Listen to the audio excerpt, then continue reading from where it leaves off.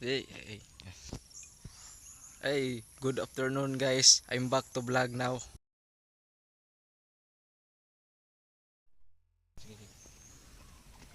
Hi guys, may balita akong i-share sa inyo. Yung naranasan ko yung masakit na naranasan ko. Yung hindi ko makakalimutan yung nabangga ako sa maliit na van. Yung bike ko ay nabangga doon.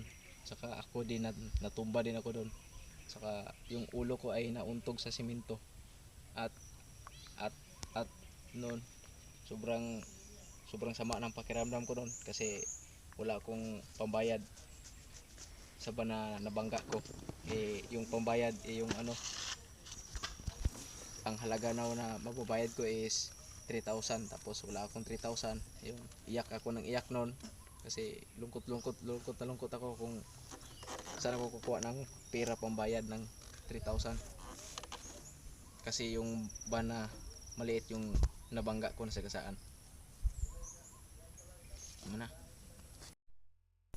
At saka yun, pero like pero buti na lang may taong tumulong sa amin. Pinautang yung papa ko ng pera para makabayad ako sa bana binangga na ano na nabangga ko kasi aksidente po yun, hindi po yun sinasadya.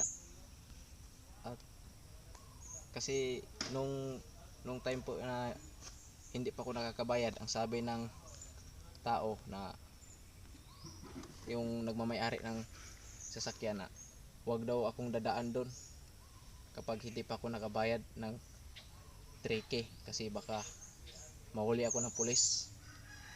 Yun lang yun. At saka gusto ko rin pasalamatan yung taong tumulong sa akin na nagbigay ng pera para pambayad sa van na nabangga ko. Saka at at at dito na nagtatapos lahat. Maraming salamat. At dito na yon nagtatapos ang pasasalamat ko sa nagtulong. Yung kakilalang tatay ko nagtulong. So maraming salamat talaga sa pagtulong. Thank you. Thank you talaga.